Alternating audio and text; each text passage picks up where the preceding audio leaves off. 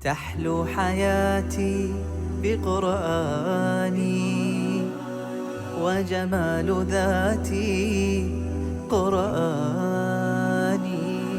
تسمو صفاتي يعلو مقامي، وغدا وسامي قرآني. يا الله. تطبيق إلكتروني يوفر لك شيخ يسمع لك ويصحح لك القرآن على مدار 24 ساعة. يعني تبي تسمع القرآن آخر الليل، تبي تسمع القرآن بعد صلاة الفجر، تبي تسمع القرآن في السيارة أو تبي تسمع القرآن في المنزل، براحتك. تحس انك مشغول طول اليوم، دوام ومسؤوليات ومهام، وقتك يضيع في المشاوير وزحمة الطريق وتمر الساعات والأيام، زوجة مشغولة أو أم عن بيتك وعيالك مسؤولة. مهما كان يومنا مزحوم ورؤوسنا مليانة أفكار وهموم، قلوبنا متعلقة فيه كثير، ويتعبنا إحساسنا بالهجران والتقصير. والحل مدكر، تطبيق ذكي يساعدنا على تقوية علاقتنا بالقرآن. تطبيق مدكر تطبيق متميز، يعتبر أحد أفضل المنصات القرآنية الإلكترونية من وجهة نظري. احنا في تطبيق مدكر الآن حاليا في تصنيفات من قبل المستفيدين، يستطيعون يصنفون المعلمين بحيث هو مناسب لمن، في مناسب لتعليم الأطفال أو مناسب لتعليم الكبار أو مناسب لتعليم المتقدمين أو المبتدئين على حسب ما يحتاج من تعلم في هذا الجانب. ولقد يسرنا القرآن للذكر فهل من مدكر. على مدار 24 ساعة يدخل الطالب يشاهد هؤلاء قائمة طويلة من المعلمين، من خلال يستطيع يجري معهم مكالمة بالصوت أو الصورة، بحيث يستطيع يقدم لهم الخدمة بشكل عالي جدا لخدمة تعليم القرآن الكريم عبر جلسات فردية بالصوت والصورة مع معلمين ومعلمات متقنين ومتاحين على مدار اليوم، يعينونك تحفظ أو تصحح تلاوتك. بارك الله فيك. مدكر يعينك. يمكن محدثك كان يعمل في أو كان يشرف على عدة مقارئ قرآنية لتعليم القرآن الكريم من 2014 تقريبا، قرابة 3 مقارئ قرآنية ولله الحمد. فكانت معاناة عندنا وهي موضوع أنه يتقدم عندنا قرابة أكثر من 100 ألف مستفيد يريد أن يتعلم القرآن من كل أنحاء العالم، وكانت الطاقة الاستيعابية ما تستوعب إلا 3% من هؤلاء المتقدمين. كانت أكبر معضلة عندنا هو التكلفة التشغيلية والكلفة المالية الموجودة المرتفعة في جانب التعلم الموجود. تعجبني الأفكار القرآنية المستدامة، يعني تستطيع أن تستمر إذا كان هناك مستفيدين، وهذا ما فعله تطبيق مدكر. أنا أدعو كل المشاريع القرآنية لمثل هذا حتى يستمر الخير، بدلاً من أن نبحث عن متبرع في كل يوم. فوجدنا الحل لهذه القضية الموجودة، وهي أن الشخص يستطيع يدفع تكاليف تعلم الموجودة بنظام الاقتصاد التشاركي. فأخذنا على هذا الخدمة الموجودة رسوم، بحيث أعطتنا استدامة، وبدينا نستطيع نستوعب أعداد كبيرة من هؤلاء المتقدمين ولله الحمد. عندنا أكثر من قرابة 1000 معلم ومعلمة موجودين في التطبيق، وقاعدين نتوسع فيهم في جميع اللغات. عندنا الناس معلمين يتحدثون اللغة العربية والإنجليزية وأيضا الأوردو والهندي والفرنسي والأسباني خلال الفترة القادمة بإذن الله. الحمد لله عندنا أكثر من 250 ألف مسجل معنا في التطبيق على مستوى من 150 دولة على مستوى أنحاء العالم ولله الحمد. نتكلم على قرابة أكثر من 500 مليون حرف تم تعليمه، يعني نتكلم على قرابة نصف مليار حرف تم تعليمه في مدكر، وهذا من فضل الله علينا في هذا الجانب. في كل لقاءاتي وفي كل برامجي أقول احرص أنك تحفظ القرآن مع شيخ متقن، والبعض يشتكي أني أنا ما أجد هذا الشيخ المتقن. ماذا تنتظر؟ حمل تطبيق مدكر واختار الشيخ وابدأ من الآن. لك 5 دقائق مجانية، وبإذن الله يعجبك هذا التطبيق وتستمر في حفظ القرآن الكريم طول حياتك.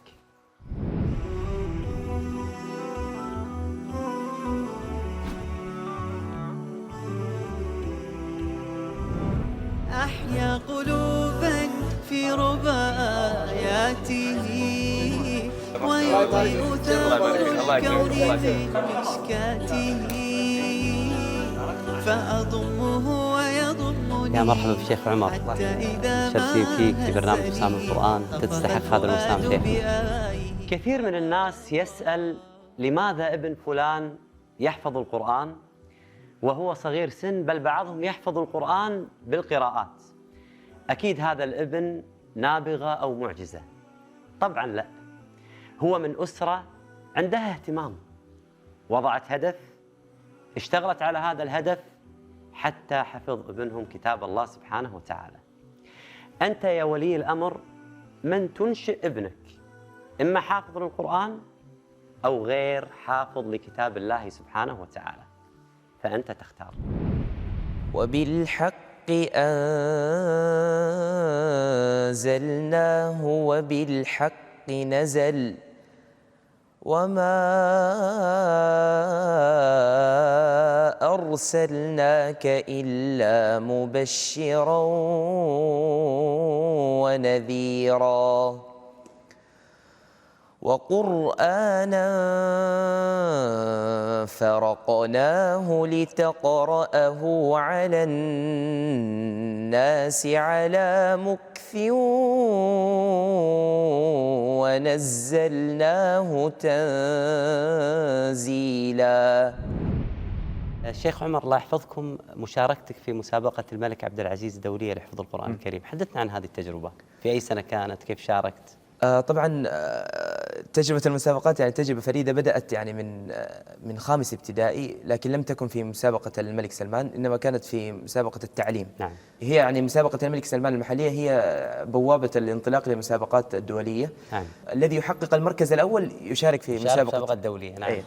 ألم تر إلى الذي حاج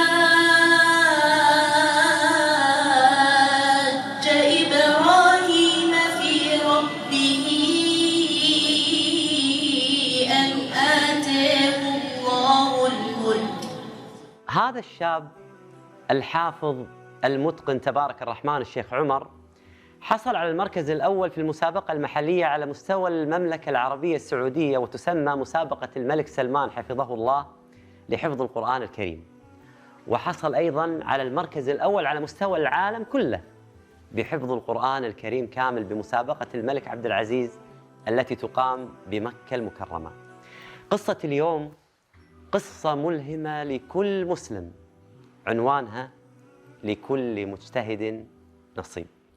أهمية المسابقات شيخنا للحافظ، أنت ما شاء الله من خامس ابتدائي تشارك في المسابقات، ما هي أهميتها؟ صراحة يعني أول أهمية للمسابقة الارتقاء بالمستوى الحفظ والتجويد. نعم. أنا صراحة يعني ممكن من أبرز الأشياء التي جعلتني يعني بعد فضل الله ارتقي بالمستوى هي المسابقات. نعم. أستفيد من الملاحظات، الإعداد الجيد للمسابقات. يعني كل مسابقة حتى الآن لما أرجع أسمع التسجيلات السابقة يعني أجد أنه المستوى يرتفع نعم. من خلال المسابقة للمسابقة. نعم. الجانب الآخر اللي هو التعرف على يعني الثلة المباركة من نعم. حفظة كتاب الله من جميع دول العالم. نعم. صراحة يعني تتواصلون؟ أيام كانت مع بعض. يعني بعضهم أتواصل معهم. يعني نعم. بعضهم يأتون هنا مكة. نعم. يعني تحصل يعني مقابلات. فهذا الجو يعني كان جدا جميل، يعني تقابل المتسابقين. إذا كان مشارك من مكة هي قبلة المسلمين. أي الجميع يأتي إليك سبحان الله، يعني أنت البوابة الرئيسية لهم. الله يحفظكم شيخ عمر، الله يبارك فيك. يا أيها الذين آمنوا اذكروا الله ذكرا كثيرا وسبحوه بكرة وأصيلا. فالمرة الأولى لم أحقق المركز الأول، حققت المركز الثاني في الفرع الثاني اللي هو كامل القرآن بلا تفسير. نعم. ثم بعد هذا تقريبا كان عام 1433. نعم. بعدها بسنتين شاركت في مسابقة الملك سلمان. نعم. وحققت المركز الأول في الفرع الأول. ما شاء الله تبارك الله. القرآن مع التفسير. القرآن مع التفسير. نعم. كامل القرآن. وإن تعدوا نعمة الله لا تحصوها إن الله لغفور رحيم. ومن تلك المسابقة انطلقت يعني للمسابقات الدولية. فكانت أول مسابقة دولية شاركت فيها مسابقة دبي الدولية، وقد شارك فيها يعني تقريبا 90 دولة، وحققت فيها المركز الثاني، وكانت في رمضان من نفس العام. بعدها شاركت في مسابقة الملك عبد العزيز، وكانت في محرم. نعم. وكانت يعني صراحة من أصعب المسابقات لأنها كانت في لاني انا شاركت فيها في سنه من السنوات فاعرف كيف صعوبتها. ما شاء الله نعم، تبارك الله. نعم. أنا طبعا كانت يعني من صعوبتها أنها كانت في بلدي. نعم. فكان الجمهور يعني الموجودين كلهم أعرفهم، فهذا الصراحة سبب ضغط يعني رهبة جدا يعني هي اما ان تكون ايجابيه او سلبيه، ما تعرف سبحان الله. فكانت يعني صراحة الرهبة شديدة جدا خصوصا في مسابقة الملك عبد العزيز. نعم. ولكن الحمد لله حققت المركز الأول. يا أيها الناس قد جاءتكم موعظة من ربكم. ثم بعد ذلك شاركت في مسابقة الكويت الدولية في فرع القرآن الكريم، حفظ القرآن الكريم وليس القراءات، حفظ القرآن الكريم، وحققت المركز الثاني. وآخر مشاركة كانت لي في مسابقة الملك سلمان مرة أخرى، لكن في فرع القراءات اللي هو كان أحدث يعني في تقريبا أول نسخة له شاركت فيها، وحققت المركز الثالث على المملكة العربية السعودية. كيف تحضر للمسابقه؟ كيفيه المراجعه؟ اكيد لك طريقه معينه قبل المشاركه في المسابقات. طبعا تحضير المسابقة يعتمد على شيئين بعد يعني التوكل على الله. الشيء الأول اللي هو مراعاة الجانب التجويدي. نعم. والأمر الآخر مراعاة جانب الحفظ. نعم. أنا عادة كنت أسمع 3 أجزاء. هو الأصل في التحفيظ أن يسمع الحزب الواحد من 4 تنبيهات. أنا أسمع في المسابقة وقت المسابقة الجزء الكامل من 3 تنبيهات. نعم.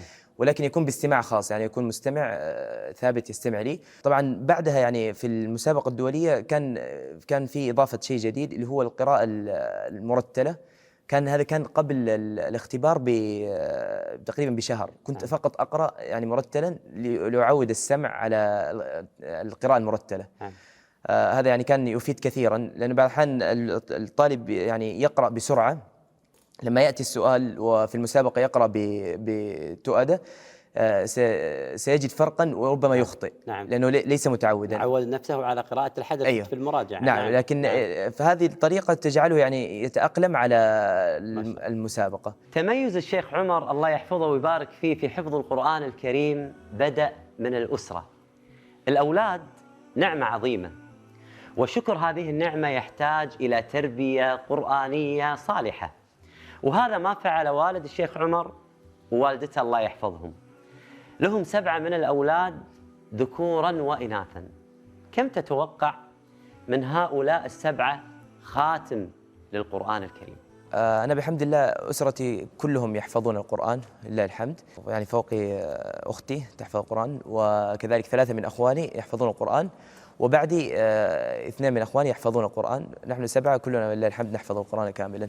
شيخ عمر، أثر القرآن على الأسرة، على إخوانك في بيتكم، الوالد الوالدة. وجدنا يعني صراحة الخير الكثير يعني من حفظنا لكتاب الله سبحانه وتعالى، خصوصا الوالدة يعني كانت حريصة جدا يعني أن نحفظ كتاب الله سبحانه وتعالى. لا أنسى كذلك يعني الوالد في المسابقات القرآنية يعني كان دائما يحضر معي مرافقا في جميع المسابقات. كان يبذلان جميع الأسباب لكي نحفظ كتاب الله سبحانه وتعالى، مرغبات ومحفزات، كلها في سبيل أن نحفظ هذا الكتاب الكريم. وقد حقق الله سبحانه وتعالى ذلك لهما. أسأل الله عز وجل أن يلبسهما تاج الوقار في الآخرة بإذن الله سبحانه وتعالى. يا الله اجعل طريق سعادتي إيماني، يا الله أسعد به قلبي أهل وجداني.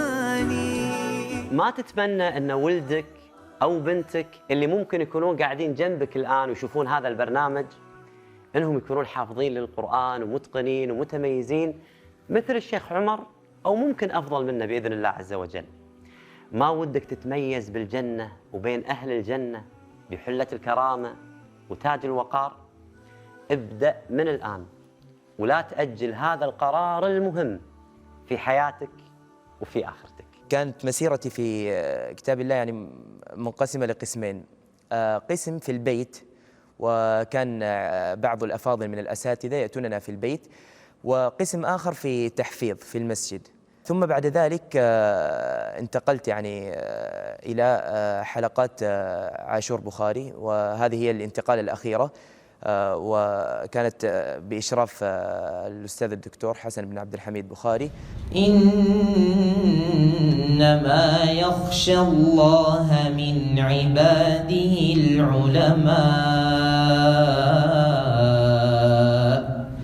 إن الله عزيز غفور.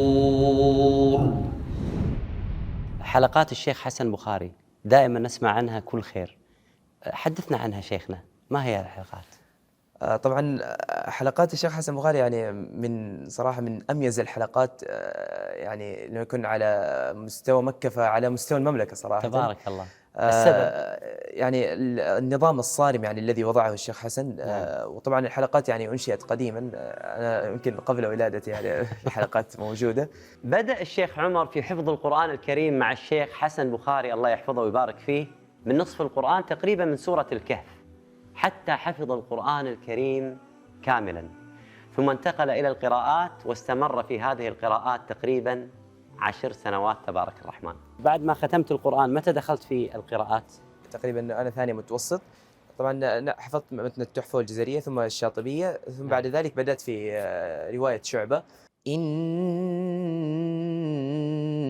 هذا القرآن يهدي للتي هي أقوم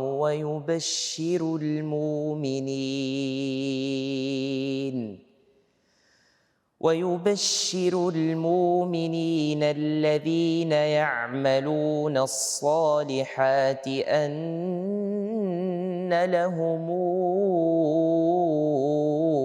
أجرا كبيرا، وأن الذين لا يؤمنون بالآخرة أعتدنا لهم عذابا أليما. ويدعو الإنسان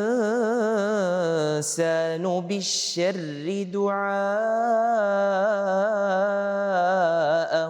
بالخير، وكان الإنسان عجولا. تقريبا يعني الحافظ المفترض أنه ما يقل عن ورده عن 3 أجزاء، يعني يختم كل 10 أيام، يعني هذا بحد أقل، ومن زاد فهو أفضل. لكن يعني الذي يعني يكون ورده أقل من 3 أجزاء غالبا لن يكون يعني متقنا جدا. آيات لها وقع عليك، يعني إذا مررت عليها تتأثر بها، تقف عندها. وسارعوا إلى مغفرة من ربكم وجنة عرضها السماوات والأرض أعدت للمتقين. هذه الآيات آيات عظيمة فيها أمل لكل من أسرف بالذنوب، سواء كان هذا الذنب صغيرا أو كبيرا.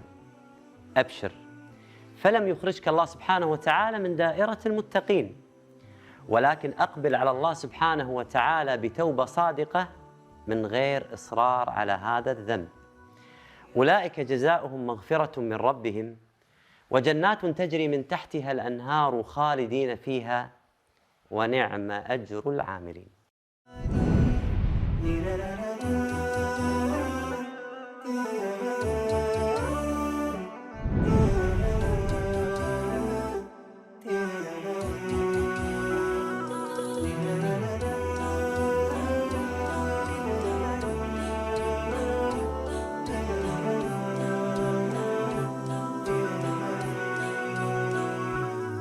هذا وسامي وبرهاني، خير الكلام أحياني، كل اهتمامي أغلى مرامي، سر التزامي قرآني. يا الله اجعل طريق سعادتي إيماني، يا الله أسعد به قلبي ينر وجداني، يا الله آنس بقربك وحدتي وجنى